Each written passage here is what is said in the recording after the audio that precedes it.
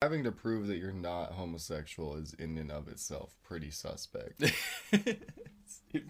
Because, like, what are you trying to prove, bro? Like, why do you care so much? If you're not, you're not. If you feel like you need to prove it, which don't get me wrong, like, we're very much raised to feel that way. Yeah, for sure. Yeah, I'm not gay, bro. Are you gay, bro? Yeah, but if you stick with that mentality for your whole life, well, all it does is show that you were stunted. I'm not gonna do anything. I'm not gonna say anything disparaging. Homosexually stunted, or like, what are you talking about, stunted? No, developmentally stunted. Like you're still a child. No, I gotcha. Yeah. You're afraid. You have an irrational reaction and fear to something. Yeah. You have an almost traumatic PTSD response. Some people do. Someone which could say more about what's happened than I guess I realize. I mean, yeah. Yeah, if someone is that aggressive about it, there might be a reason. But anyway. I don't know. See, when I get into these issues, it just reminds me that everything is horrible. It's true. It's all bad, and bad stuff happens to everybody. And then some people carry the bad stuff with them forever, and some people eventually learn to get rid of it. And that's life. I would say we're working towards bettering ourselves and not passing any of the shit that's happened to us out into other people. And that's why we're so gay. It makes it so much easier. Pretty gay. Go be gay, everyone. It's the best. Actually, some people, I know a lot of people out there would be a lot happier if they just, be gay. Be gay. Welcome to the podcast where we talk... and I'm Ben. talk stuff and be gay. This week... it's true, though. I don't know when... we might be a little shorter because both of us are on schedules today, and it's a time crunch. It's the time. We'll see. We'll see what happens. Maybe 45-minute episode, maybe 50-minute episode, maybe the same episode, and who knows? It begins now.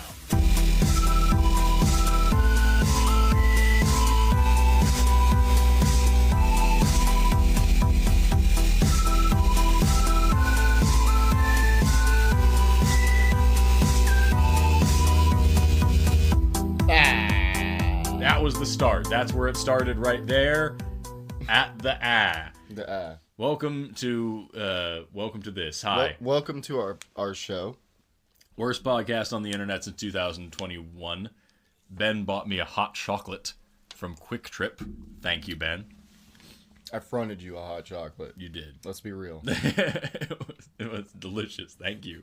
Starts my day off right. That's good. How do you feel about tea? I love tea. I'll make tea sometime. Now, my wife is the tea person. Gross. Yeah. Well, I drink of her. Anyway, no. Worst possible way to say anything. Yeah, I know. Well, I've realized that if you take a phrase that already sounds kind of weird and suggestive, and then apply Old Testament verbiage to it, it gets even worse. I grabbeth the pork sword. Grabbeth the pork sword. It's like that. He jousted his member in my direction. Jousted? Oh my god. I'm taking a creative writing course right now in my brain. But, I don't even know what I was trying to say. I think I was trying to say something, but it's gone now. We used to talking about meat jousts. The meat. That's something that you and I have always delighted in, though. It's just fucking with words. The meat joust. At the meat joust, they tie their hands behind their back. Okay. Anyway, no, it's worse than you think, but it's more entertaining than you'd imagine. The floor is slick. The meat joust, but not on purpose. It's the result of the meat joust. The later on in the meat joust, the more difficult it is to stand. Oh, well, I would say the result of the meat joust is true love.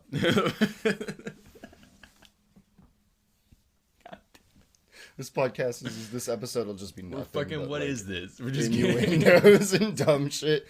You guys will like it. We always fucking used to play with words though, for our whole friendship. If you ever, because we would always say oh, that's an old ass man over there. This thing is it's a hot ass skillet or whatever. You throw the word ass in there to say really or whatever like that. But then if you move the hyphen around, that's not an old ass man. That's an old ass man. I'm realizing that exact thing we did, it wasn't even unique to us. like at all. Did lots of people do this? I hope they did. I had friends I talked to later who grew up in different parts of the state and different parts of the country, and they also did that in high school.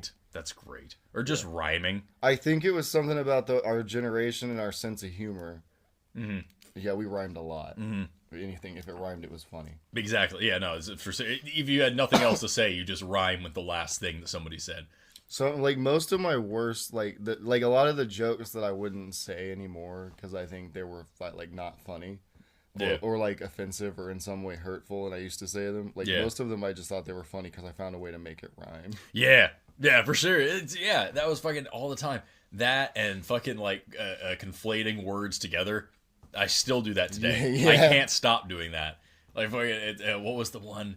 It's just dumb shit. I'm like there's a Utsi is a really important fossil. It's a man. It's called the Iceman. You've probably seen him. He's all twisted up with his arms to one side. It looks really cool, though. Yeah, and it's awesome because he's this perfectly preserved dude who died in the ice, and he was, like, killed. He was murdered, and, like, we can see what was in his stomach and know what his last meal was. He's got tattoos all over his body that we can read and see. Like, he's got material. Like, it's such a cool, like, telling us so much about this dude's life and about the life of the people in this area. So cool. And we were talking about him in archaeological theory, and the professor's like, oh, well, unless we find another Utsi, we can't find another Utsi anymore, so we don't know what else. And I was like, I just raised my hand waiting, like, Tootsie. Just for everybody, it's Tootsie. Is there a Tootsie? There is not yet a Tootsie. But, like, that's the whole thing. Just, like, if I can find a way to just mish words together. You bastard. Hilarious. You made me think there was a Tootsie to match my Utsi. And now there's not. Tootsie. Okay. Fucking, how many times... That's some grime step right there. You talking about that grime step? Sorry, I was thinking about that last night. Anyway, I know people like that. Oh, like Lucid Diamond Eyes? Yeah, I know people that exude. There's people that exude that energy, and then there's also people that are just like that. Yeah. Scumfucks. Anyway. Scumfucks. Scucks. Yeah, words are fun. Words are great. Scucks sounds offensive as fuck. Dude, I didn't post it. If you went out and you like go stand in a busy town square and you just scream fucking scucks. It sounds like people are gonna somebody's gonna know that you fucked up. I was gonna post it on TikTok. I don't know if I'm going to because I don't know. Yeah, TikTok's scary. Right, but there was a trend where people were saying like your middle name backwards is supposed to be beautiful. My middle name is Griffin. Gryphon. So that backwards would be Nochpirg. And that sounds like a fucking like Scandinavian racial slur. And like I don't It also sounds like an incantation. Is it or something, yeah.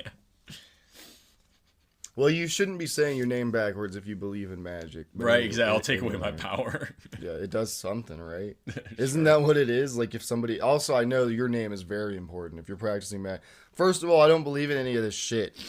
But if you guys are out there... This is why my wife hates me, right? Because I don't believe in magic, but I've also like looked at it more than she has, and she's like doing witch talk and stuff, and it's adorable, and I love her, and it's fine because she's really just doing it for like a meditation type thing. Sure. Anyway, but which is how I got into like ritual magic and stuff originally. It was like it's not so much that I believed in the magic, but it was a thing I could do, and it wasn't Christianity. That's nice. But it was a pattern that I could get into, and like So I would do this thing every day, and it was more about, it's kind of like having a gratitude journal, which I need to get back on. Yeah. Every day you get up and you write 3 things you're grateful for, so you remind yourself first thing that you're grateful for something. That is pretty nice. And it helps you keep that grateful attitude. That it helps. It doesn't fix That's what anything, people used to. It was a meditation stone, then it was called a prayer stone. Whatever. People just keep a fucking rock in your pocket, and every time you notice it, you think about something you're grateful Exactly. for. It's a trigger. It's not about the stone's not magic. Right. It's just brain keeping is your brain magic. working. Yeah. Yeah. But so like anytime you do any like magic or anything like that, like your name is very important. You almost don't even want to let people know it. Don't tell anybody. Especially if you've come up with a name that has a magical meaning. Yeah, keep that shit to yourself. You gotta. Until it's time. Until the time has come. Just ask Crowley. He was completely sane and sound. Very reasonable individual. Anyway. Magic is fun. Absolutely. And so is heroin. Wordsmith. I don't know about that. I've seen it destroy a lot of lives, unfortunately. Fucking, we used to... I've seen people who weren't so bad get way worse on heroin. That is the downside to it. You'll probably be fine if you're a good dude. Yeah. The downside of heroin is that it's gonna make you really cool and then really fucking lame. Drugs aren't cool. I feel like that's most drugs, if I'm honest. It kind of is. It's like, I don't know, man. I haven't done even many the of soft them, one. This is the one place. Like I think marijuana is fine. Yeah. I think people should be able to have access to it. I do think that it's foolish for anyone to try to make excuses for marijuana and act like it's not an illicit substance at least a little bit. I hate when people say it's a cure-all. Yeah. It's not. I hate when people fucking act like it can't do anything bad to somebody because it can. Right. Yeah. And this doesn't make it bad. Right. It's the same thing as any other like if you drink alcohol. Ibuprofen gets rid of my headache. If I take enough of them, you will die. Yeah, I'll die. Or if I take them for too long at a time, it'll burn a hole in my stomach. Like, exactly, it's anything is bad for you if you do too much. Right. And that doesn't magically disappear from the equation when you're talking about marijuana. That's a really important thing to remember when you're talking about pharmacology in general. It's just like there's no such thing as a bad drug. There's just like a bad dosage. You know what I mean? There's no such thing as a harmful chemical. There's a harmful dosage. Sometimes the dosage is any of it, but that still it doesn't mean that it isn't useful for something else. You know what I mean? Well, it's like, and I have a hard time because people, like a lot of people, myself included, don't have faith in pharmaceutical companies because they are big evil corporations, but they are also making medicines that do work. I have a hard time believing wholeheartedly that doctors and pharmaceutical companies don't want to cure anything. Right. Like, I understand the logic that people have where they're like, well, if they keep you sick, they keep getting money. But if you really stand back, I don't know how we got on this, but if you really stand back and analyze the American healthcare system, that doesn't make any sense on its own. Right. Because the whole thing is too expensive. Yeah. Nobody's making like a shit ton of money. The doctor's not making as much money as you think. Mm-hmm. Doctors have a lot of money. They don't have as much as you think. Right. The reason doctors' lives are good is because a lot of them already had good lives, and that's why they were able to go to medical school. Truth. And that doesn't mean like they didn't try to, because like medical school's fucking tough. Unless you cheat really well, it's not easy to get through. So they deserve to be doctors, but they still, Right. No, that's true, because like it is fucking hard, but also like you're right. There are jobs like drug reps, for example. Your whole job, the drug company gives you the best suits and the best cars and the best everything because your job is to impress the fuck out of a doctor and have them sell your drugs. Yeah. And it's like, hey, next time somebody has a headache, give them my shit instead of their shit and we'll pay you money. And you can look it up online. There's registries for that shit where you can see. Dropped like 50 things over here. I'm It's sorry. so cool. There's registries that you can look up online. I forgot what it's called, but I'm pretty sure John Oliver talked about it once. Yeah, where, I mean, you're allowed to. It's you can public look info. up, like, if your doctor has been paid by what pharmaceutical companies, so next time they're like, hey, you need to use naproxen, whatever, like, you're like, okay, so how much did naproxen pay you to tell me that? Because is there a better option? Yeah, and I think it's totally fair to ask your doctor, are you suggesting this because you think it's actually right in my position, or are you suggesting it because you think it might work and also you get a kickback? Like, which one is it? Right. But like at the end of the day, if the drug doesn't work, they wouldn't it would still be recalled. It still has to be tested. Still has to be everything. That still exists. Yeah. And yes, a lot of things that shouldn't be FDA approved have been, and yes, a lot of things that should be FDA approved haven't been, and yes, there's always problems with everything. Yeah, and for like a million different reasons. It's not because like we can't sit here and say like, oh yeah, the FDA just fucking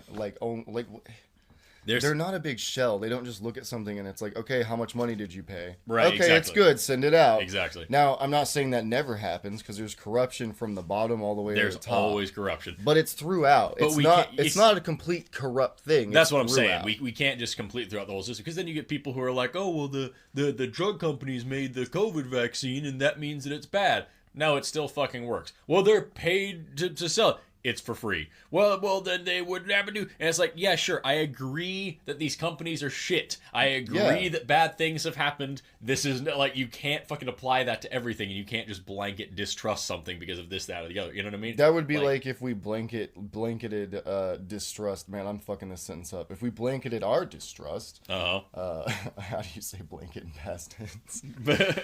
all over like just the idea of having a military at all. Sure. Absolutely. And I don't know if that's a fair analogy, but I think it fits because it's because of us. Yeah, exactly. Like we don't like the military. We often speak about how we have issues with all sorts of things in the military. We still, I think, would agree that at least at this point in human history, America should have a military. Exactly. Yeah. Yeah. I think it is necessary. I think that the way it's been used historically has been fucking horrible. I think they've also done some cool things. And so like, I have to take it on a case-by-case basis, and I have to look at like the people as opposed to the system. Up because they have our military and our armed forces have, and especially the people on individual levels, have done some really cool and some really good shit, and some really bad and some really horrific shit. And I think you could probably apply that to a lot of militaries. Yeah, I mean, like, fuck. It's crazy. And this idea of like bravery, like there's bravery everywhere. Like you watch the fucking documentary about Chernobyl and stuff. I mean, like that's it's heartbreaking. Yeah. Cause like at one, you start off looking at the documentary, the videos and stuff, and you're like, oh, it's a bunch of Russians. And by the end of it, you don't fucking have that anymore. Mm-hmm. If you're a normal person, you don't have that disconnection at all anymore. By the end of it, you're like, wow, those people fucking just literally laid down their lives to try to make sure that none of the normal people got hurt. Yeah, yeah. And that, like, dudes going in with no suits on. Yeah, those fucking people who, like, dove down into the radioactive water to turn that valve. To make sure it wouldn't blow up. Dude. And they knew they weren't coming out of that fucking water. They knew. They were like, yeah. That's so fucking cool. That's heroism, and like there's no more nationality there. There's no more fucking religion there. That's just, those are fucking human beings who knew exactly what they were doing, who saved other human beings' lives. That's a tough decision. Crazy. Yeah, that's fucking crazy. And it's especially tough when, like, I don't want to get up on a high horse with it, but like something that I often think about is that, like, what I just said, there's no nationality, no religion. There's no reward then. You know what I mean? Well, and I say no nationality or religion in the way that I'm seeing them. Because for them, maybe they were religious and they were like, oh, it's cool, I'll go to heaven after I do this. You know what I mean? Yeah. But like, if you're an atheist, you don't do that. It's like, fucking no, this is it then. This is the end. There is no reward for this. There's nothing. This is the last thing that will ever happen in my mind. Yeah. And that's fucking nuts. That's terrifying. We were talking about that before we started. We were talking about like dying suddenly and whatnot. Yeah, because I brought up 1,000 Ways to Die, that episode I watched one time. I don't know if any of you remember that show. I'm sure you do. It's probably still on TV around sometimes. So like there was a show, 1,000 Ways to Die, I used to watch back in like around the early 2000s. Well, like Spike TV. I think it went to a couple channels, but I think it started on Spike. Yeah. Okay. Spike was this really cool channel that I don't think exists anymore. It was really cool. It wouldn't work now. It was really cool when we didn't know any better. Yeah, and I say that, right? Like I say that it wouldn't work now, like not in a like sad way. No, it's a great, society has advanced to the point where it wouldn't work now. Yeah, we'll come back to Spike. It's funny, but it's not like like I don't miss it. A lot of people miss it. I don't really miss it. I'm glad it happened. I look exactly like it was formative to me because at the very least it tells me what a fucking idiot I was and what everybody else was. Exactly. Like, but 1,000 Ways to Die wasn't really in that vein as much. It could be sometimes, but it was because it was the way it was laid out. There's multiple stories in each episode. It was kind of it kind of benefited from that, I think. Mm-hmm. But the one episode I was referencing, I was talking about, was there was a Japanese man. I believe he was going to a very important job interview, and when he bowed to greet his potential employer, he went down like lower than he had ever bowed in his life because he was so nervous, essentially, and then his blood pressure increased and he had an aneurysm. Aneurysm burst and killed him. So I was like, damn. Yep. Like that one, that out of all the deaths I watched in that show, that one stuck with me the most because it was so mundane. Yeah, and the last thing that guy did was just be polite and then just die. Yeah, and like and like I am terrified that I'll just be doing something and just fucking just normal, and then I'll just die. You won't. Well, the cool thing is you won't even know if that happened. Hopefully. Yeah. Hopefully, I'm sure it hurts to have an aneurysm for an instant, I guess. But yeah, that sounds like the worst instant though. Maybe. Like imagine like it's like, hey, I have this flaming hot fire poker. It's like glowing hot. Mm-hmm. Like I could shape it right now if I wanted to. Let me just poke that into your back, and then like immediately pull it away, and like I don't know, it's just like that's that 1 second. That's enough. Yeah, that's enough for a lifetime. It's like a fucking palatal shot. I guess if it kills you though, it's different because the burn is gonna hurt you for like a week or two. Right. You're gonna have to rub some lotion. I assume what you meant was that the pain would stop instantly as well, but like yeah. I realized the fat of the like fucking. The folly of my own there's analogy. not a lot of comparison, but yeah, no, I get you. It's like there's just the second it happens, it's I'm over. so dumb, guys. Why do you listen to this? Why do you listen to this? Oh God, that reflects poorly on you more than us for making it. And I appreciate that. Thanks for your bad life choices. Hit that subscribe button. Woo. It's just tough because you could die at any instant of almost like of literally no fault of your own. Yeah. And like I used to have this idea where I was like, yo, you could die. I used to use it as an empowerment thing where I was like, you could die just from walking outside, so you might as well go. And I still have that where I'm like, well, you have to go live your life. Yeah. Because you have to. But I'm a little bit more afraid of dying than I used to be.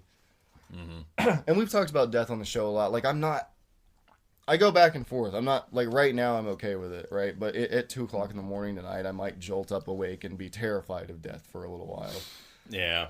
That's the worst. I think that's normal, though. You know what I mean? Everybody seems to say the same thing. It makes sense. Because, like, I think being... Most people. Like, I know some people who don't. Some people who, like... It seems like if you've had things more or less taken care of for you until you reach adulthood, and then you still kind of get that leg up, and you know that everything's on you now, but you also know that there's always a backup safety net.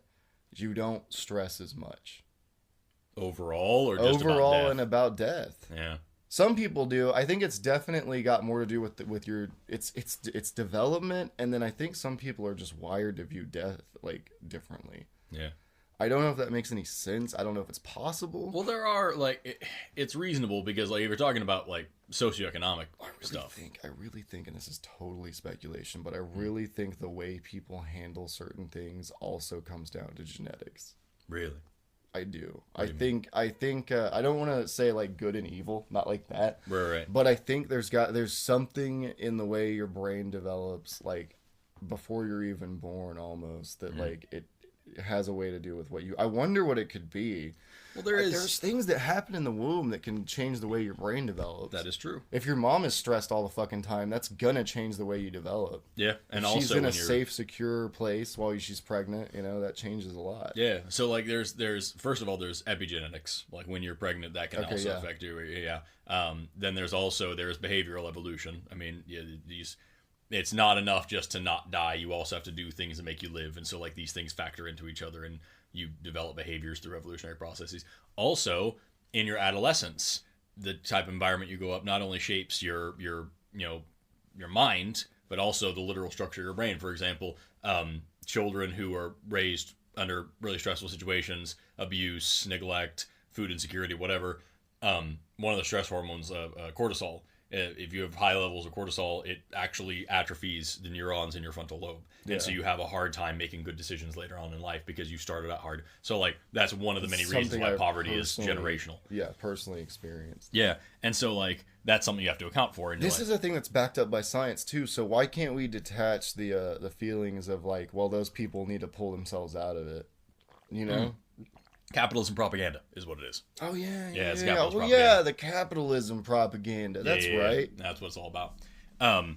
But yeah, that's amazing. There's good people that are completely brainwashed by this shit. Yeah.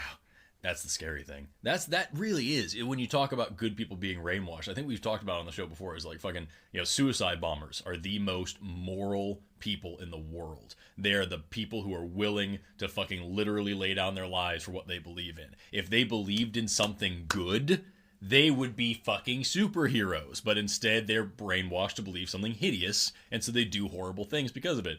But like, I'm trying to imagine a situation in which it could be like, wow, man, I'm glad that suicide bomber did that. Like, he's a hero. Like, he went into fucking like the Equifax building? Like, nobody pays taxes today. That's fucked up, because as much as I want to blow up the Equifax building, I would never want anybody who works there to be hurt. Because they're, again, just people pushing papers. Tweak the joke. He walks into the empty and all surrounding areas also empty. That's like the only thing, that's like, in retrospect, the only thing Fight Club really got right, and I hope I'm not pissing you guys off, Fight Club was that they did it at nighttime when nobody was working. Yeah, like, I liked that. I was like, that's a good way to do it. Because the whole point of Project Mayhem wasn't supposed to be about, like, killing anybody. It was supposed to be resetting But also, the whole point of Project Mayhem was that a crazy person was crazy. Yeah, that was that, yeah. I remember when I was young watching Fight Club and really just loving it and like, oh my god. That's because Spike TV was a thing. Exactly, yeah. Because everything in Fight Club made sense, and I was gonna go be this fucking Tyler Durden-esque mom. I'm gonna walk in through the outdoor at Walmart. You and I are still very much broken by what we consider to be like a man. Yeah, oh yeah, absolutely. Because of shit like that. Yeah, so it's like Spike TV, just to jump back to this really quick. We beat the fuck out of ourselves. It was, yeah, we did. It was the man channel, and it was just the most stereotypical dumb fucking that anybody's ever seen. They had it was a very like id driven like backlash reaction to like how many like I think like so much TV was geared towards women. Yeah, or just feminism women, in general. Yeah, people thought women stayed home. Was it feminism too? I thought it was literally like they pushed it as a pushback. Well, do you remember the Man Show? There was this thing called the Man Show. I do remember the Man Adam Carolla and Jimmy Kimmel. Yeah, and it was the first episode they talked about. I only know this. To put this in perspective, Jimmy Kimmel has like said he feels bad about the jokes they made on the Man Show. He's gone back and tried to cover it and said that it was all satire and it was all a joke. And then he tried to say that he didn't want to do the show and he hated it, even though he wrote it. But whatever. And like fucking, but he it was all like they're out there like we have a plague in this country called feminism, and so this is the Man Show where we talk about manly things for men, and we're all just sit around in a garage and drink beer and talk about boobs, and it was just the most disgusting fucking misogynistic shit. And then they had Manswers, which was answers that men want answered, like how many boobs does it take to power a butt-filled rocket ship to Uranus? Wow! Yeah. And like it was all about farts and boobs. I remember getting excited about the concept of Manswers and then watching like one episode and thinking like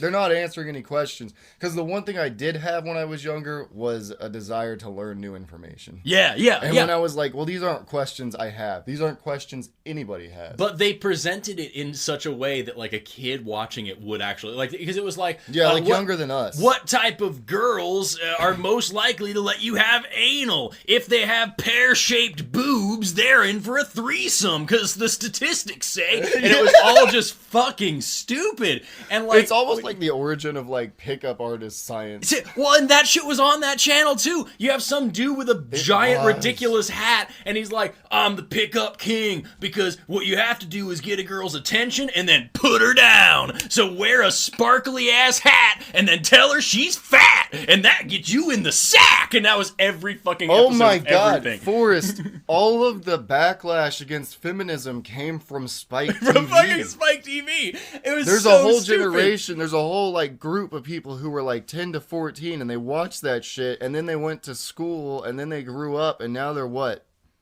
Our age. Our age. They're all terrible. Is this why everybody my age is like starting to fucking like go backwards? Yeah. Well, and that's the thing, is that this was the shit that was on TV, and it was great. When you're a 13-year-old boy, that's everything that you're supposed to think at the time. But it was programmed by adults for adults, and the people who grew up watching that are still 13 in their head. They're still like... They are, and they still have this like fucking weird reaction to anything that they think threatens their manhood. Yeah, and it's like we talked about at the beginning. The people who are like, I'm not gay. I'm so not gay. I only jerk it to gay porn because regular porn has women in it, and women like dick, and that's gay. So fucking stupid. It's not gay to like dick if you're a woman. It's only gay to like dick if you're a man. That's why every time I have a gay thought, I make sure to dress up in high heels and stockings so that way I'm not gay. I play detective. I go to the bar and catch me a gay. Oh my god. God, dude. He's like, wow, that was great. Yeah, you're gay.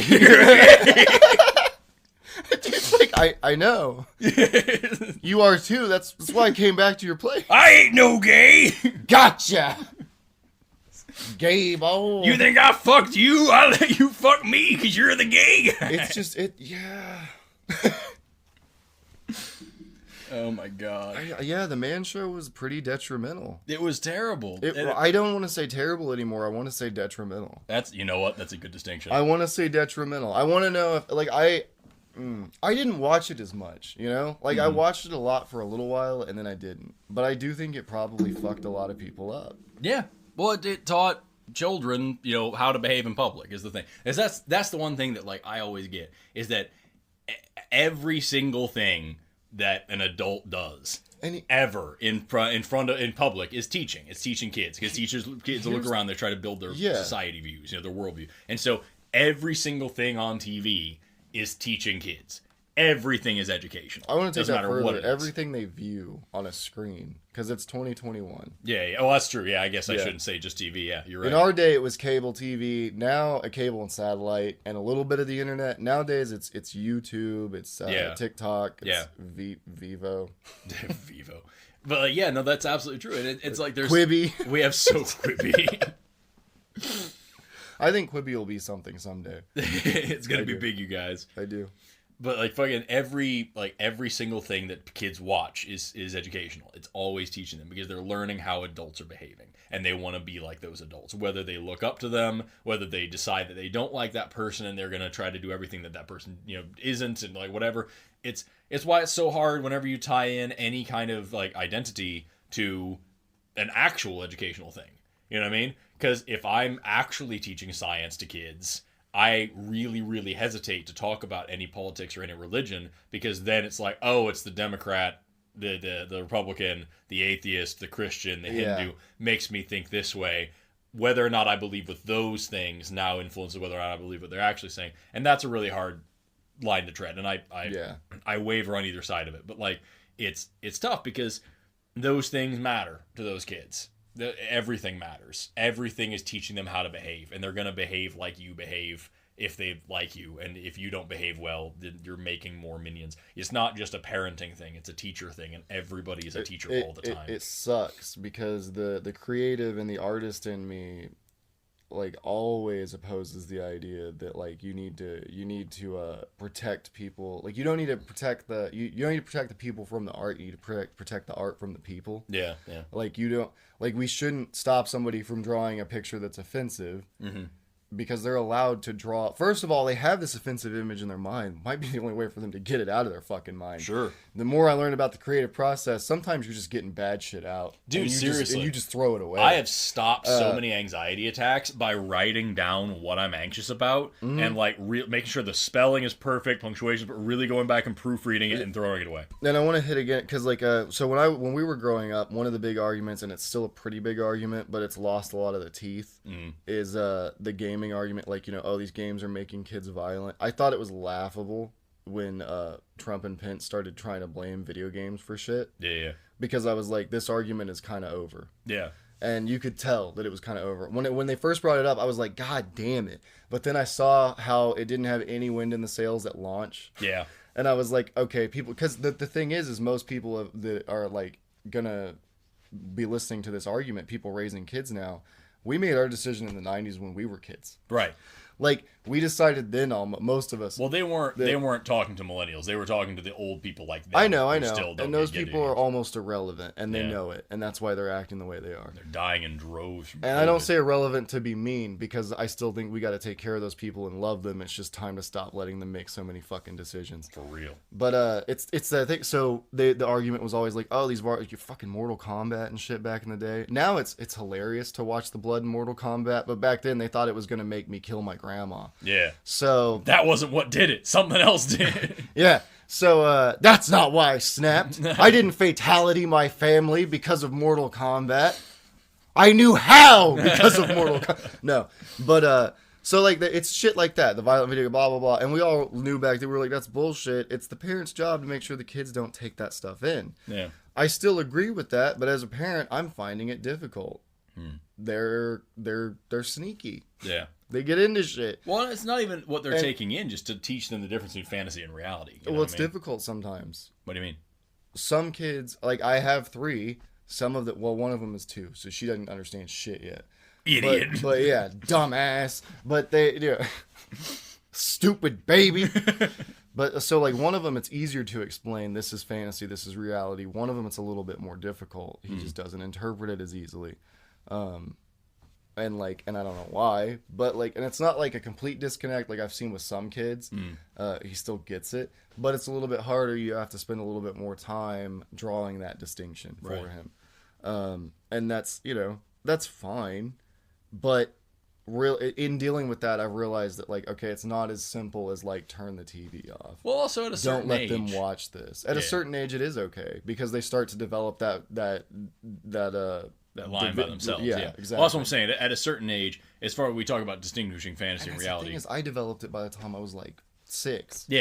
Yeah, but you still have imagination and shit. You know what I I had mean? tons of Sometimes imagination, and I'm sure a lot of stuff affected me that I should. I know there's movies and stuff I watched that I shouldn't have watched yet. Right. And it's affected the way I developed in some way. It is crazy to think about But I'm not gonna kill somebody because of the games I played. I'm not gonna, because I know those are games, they're power fantasies, whatever. Yeah. And I always kind of knew that. The things that I thought were cool at a young age, even the things that I no longer think are cool now, still I noticed that this shapes my personality in a little bit of a way. Well, you know what I mean? noticed that the Man Show, and in fact, I'm gonna drop the Man Show from it completely. Not completely. It's part of it. The things we experienced, what we were taught was supposed to be manly and manhood growing up. I know for a fact that affects me now. It is damaging to my marriage. Because there's things that have happened and they affect me more than they would have if I had I have a modern view on humanity and the way it's supposed to act, but because I was raised in a different way and because I experienced these other things and those scars are still there. And because certain things are tied directly to my fucking ability to be a man. Yeah. So when this thing happens that I have no fucking control over, none, it fucking reflects on me and it damages my manhood. And that's such a stupid fucking concept. Yeah. But it has an effect on my anxiety and my ability to perform as an adult. Yeah. And my feelings towards my own self and my own family and my wife and my relation, all these different things. And I know a lot of it just stems from just stupid shit that I just experienced or watched or developed growing up. And I know, if I can detach myself from some of those things, which I'm working on, I will be happier. Yeah. Yeah. And I will be able to make other people happier. Yeah. I will be a more, forgiving person. I'll be more accepting. And, I know all this stuff, but I still have a very difficult time getting rid of those attributes. Well, you can do both. You I can know. have a problem and also be working on it. Oh, yeah, you have to. It's not like it's all or nothing. It's I am not, broken until I am fixed. I had to learn with mental illness and any kind of thing and habits and all this shit. It's not I have a problem, I fixed it, problem's gone. It's I have a problem and I work every chance I remember. Yeah. Every time I'm confronted with a problem, I try to address it head on in my new way. Well, and it's super important to notice notice that growth and be proud of that growth, because you can be proud of how far you've come and also know that you have more to do and continue working on that. You know what I mean? I have a hard time with emotions, having them, because I don't know how. I know. And I just don't. I've never had the opportunity to feel things until relatively recently in my life. And now for the past few years, I've been trying to practice just letting myself feel things rather than just like, this is, neither happy nor productive, must not be important, carry on with the other thing, you know what I mean? And so, like, the other day, I cried watching a sad thing in a movie. Didn't have any tears come out of my face, but I was noticeably choked up. Bitch. Right? But I was noticeably choked up and, like, had a hard time talking. It's really weird when that happens. But it feels good. Well, I've never done that before.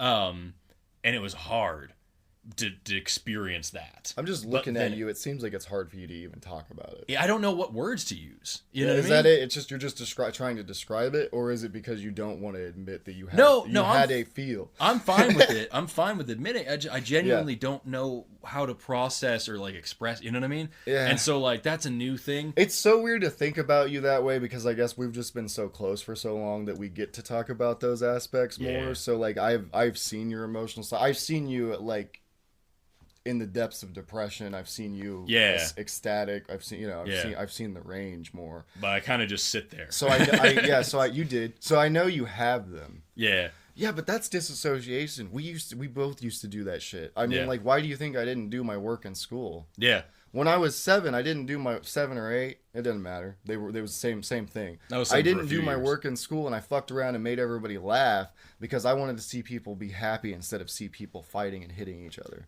Exactly. Yeah. So like, and then when I went home, it was people fighting and hitting each other. So whenever I was at school, I was like this really awesome, fun, happy person. They'd be like, "What's it like at your house?" And I wouldn't say shit. Yeah. I'd be like, "Oh, I play Super Nintendo." Yeah. And that became a core part of my personality because it had to. Yeah. Yeah, no, that was the thing. It's like that you're absolutely right. Because like everyone around me assumed that I lived in a very nice place, and everybody thought Forrest had money because he dressed nice, because he would buy like one nice pair of clothes and wear the fuck out of it. with all of his like money. Yeah. And so like everyone assumed I came from something. Everybody assumed that I had a million suits. Everybody assumed that I was like all this great blah blah blah because I projected what I wanted.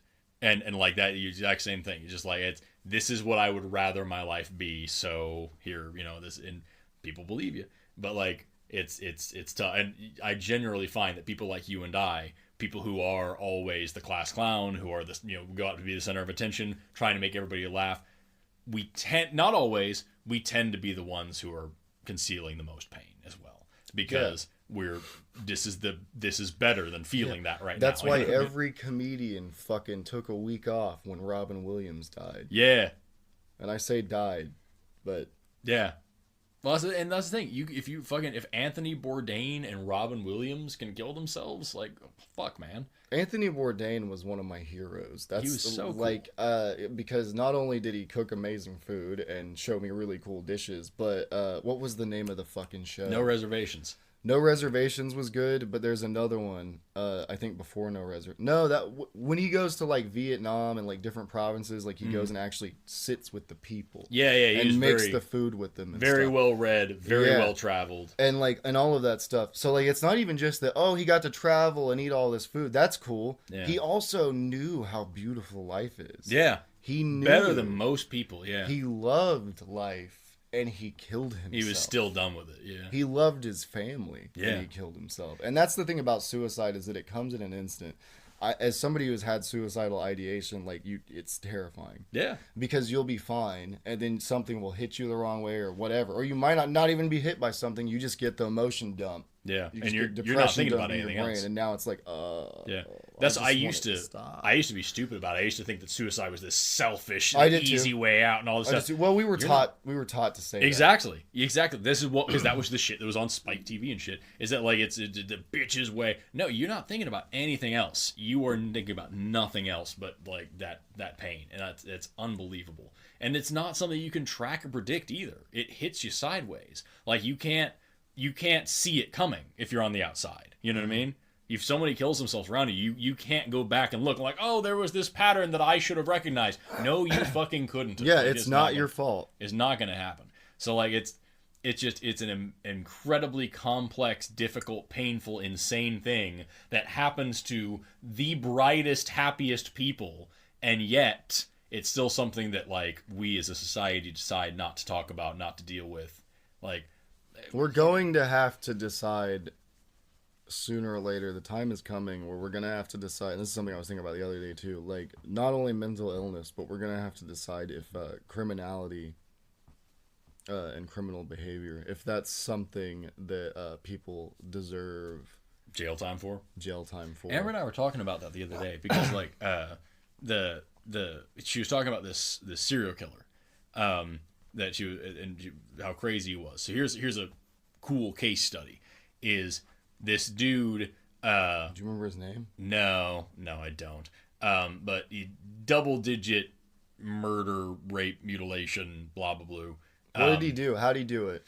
So there was two that we were talking about. The first one was the Green River Killer. Yep, the Green River Killer. Yeah. And he, murdered, a couple dozen prostitutes. Yeah, it was very... and nobody looked for him for a long time. Yeah, and then he just went and got a family. It's they talk about it. Dude. Yeah, they talk about it on, and he was great to his family. Yeah, and the police officers were like, if you didn't know, you'd be his friend. He was the nicest dude, just as cheerful as can be, and he talked about his murders as a matter of factly. It's like, I totally killed her and dumped her over there. What are you having for lunch? Just like totally just chill. And like that was one of them. And then we were talking about this other guy who I don't remember the name of because it was a case study for a psychology class. So I don't know the name, but the dude was killed and mutilated like a dozen people. And he finally got caught because he kidnapped this girl, raped her, tortured her, mutilated her in his basement and everything, and then got bored and had her ID because he had her wallet, knew where she lived, and just dropped her off at home and was like, have a nice time. I don't know the name, but I know this case. Yeah, and it's he was also like, been on LPN. Yeah, he was like, I really had a nice time. I hope you did too. Call me if you want to do it again sometime. Bye. And they caught him 5 minutes later because she's like, fuck, go, please. And when they presented, like, they're talking to this dude, and he's like, yeah, of course I did these things. Why wouldn't I? And they even, like, they would read, like, details of his case, but with different names. And they're like, hey, this guy caught these kids and did these things. And he'd be like, oh, that's fucking horrible. You should catch that guy. Nobody should do that. And they're like, hey, did you torture these kids? Like, yeah, I did. It was great. It's like, He's total disconnect. And so, like, what this shows... in that case in particular, the reason why I know about it was because that guy, when he was like 5 or 6 years old, was in a horrible car accident that wiped out a huge part of his frontal lobe. Oh, yeah. Most serial killers have like a concussion. Like 30% of men on death row have a history of concussive frontal lobe injury, like concussions to the front of their head. And so, like, this sucks because knowing this does not take away the pain they cause to all those other people. No, but it does teach us like how we should treat our brains, because that's the thing. When you have somebody with frontal lobe damage, they can't control their impulse, even if they know they should. So, like, fun experiment: you have 5 M&Ms in one hand, you have 1 M&M in another hand, and you hold them both hands. If they reach for the 5, you pull it back and you give them the 1. If they reach for the 1, you pull it back and give it the 5. Monkeys will figure this out within about 3 rounds. They'll get it, and they'll start reaching for the 1, taking the 5 every time. You give somebody with frontal lobe damage this test, and they'll say to you, I know what you want. If I reach for the 5, you're going to pull it away. So what I need to do is reach for the 1, and then then they'll reach for the 5, and you'll take it. And they can't stop. They can't not do it. And it's really interesting. And so, like, they understand entirely, but they just can't resist it. And that's the hard thing with serial killers, because you can prove that they knew exactly what they were doing. But they just didn't see it as wrong in their case. Yeah, but they're also crazy. Right, exactly. Which is why most of the time we lock them up, but we don't, like... Yeah, and there's a difference between that and, like, sociopathy, where you genuinely don't understand what emotions are, and you just don't have to get. Because I hate these people, these serial killers, like people who kill like the dude who murdered like fucking 20 prostitutes and got away with it for 10, 15 years because the cops didn't look for him because they're the less dead, and all this shit, and it's like, and I hate that guy, but at the same time, I'm terrified. What if I had gotten hit? A kid threw a rock in my head when I was a kid. I have so many concussions, but it was in the back. No. So it caused different problems. And I still have morals up here in the front. And it's just terrifying. It's scary. And then we talk about people growing up in the stressful situation. My wife is like that. She has problems with decisions because of the prefrontal cortex didn't develop the way it needed to because of everything that happened to her. Yeah. And none of it's her fault. She was a fucking kid. Yeah. Yeah. But we have to deal with it now as adults, and we Yeah. have to try to learn how to cope. And it's just like it sucks. Yeah, man. It sucks. It really I'm not saying she sucks. I'm saying the brain sucks. Yeah. It's also amazing, but it sucks. We've got to start, like, as a society, taking these things more seriously, and I think next time we should definitely talk about that more. I do. I only touched on it because I do want to bring it up later and go more in depth after we've maybe even done a little bit more research. But the thing with criminality, because criminality is it seems like in a lot of cases it is like it's just you don't have the thing that stops you. And can we say like that person is bad? Yeah. I don't think you can say that like people who impulsively steal things, like it's hard because it's like, to me, it's like stealing is horrible. So I won't do it unless I'm put in a situation where it's like, oh, my kid needs to eat. Yeah, I'm gonna. Then I might do. If it's feeding my kids, I'll probably do all kinds of shit. But as far as I go as an individual, I don't steal things. I definitely don't steal like a toy or a fucking video, stuff like that. I don't do it because I have decided and I feel that it is wrong. I don't like the way it would make me feel.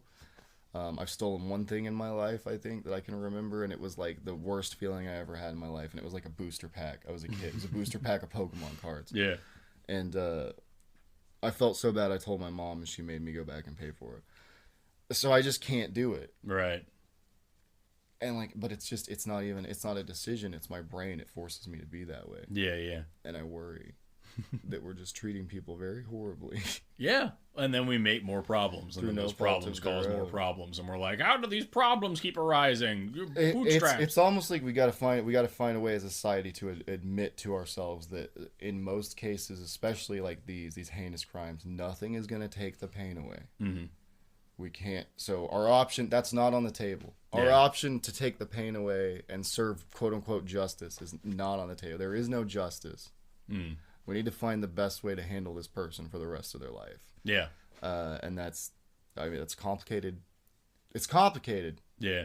That thing that you just said there at the end about the pain, that reminds me of the cool stuff about reparations that I also want to talk about next time as well, because like there's a lot of levels. Like, can you fix it? No. Can you make it better? Can you put a part of it back? Can you like do something? You know what I mean? Yeah, like we should definitely put that in the notes and talk about Yeah. I hate to do this because we really could go for a little bit longer. We could go for an hour. We could go forever. This has been a fun one. Yeah, man. I had a lot of fun with these conversations. I don't know how we're gonna title it. We started with meat jousting. There we go. But it's been a good one. I do have to go to work early today, so that's why, and I dragged my ass coming in. Bitch with a job. I know. Well, if we keep doing this right. Hey, get us. Tell your friends to subscribe, because if we get over 1,000 subscribers, we can monetize this channel. Oh yeah, we're almost there, guys. And we'll make with the amount of views that we get, we will make 48 cents per video. That's not nothing. We need to triple it. But do it. Tell your family and friends to subscribe to the worst podcast on the internet. Hide your wives. Tell random people on the street. Tell strangers on the internet. Buy a shirt and wear it to prom. Make flyers and post them around your town. With the QR code. It's 2021. Get with the times.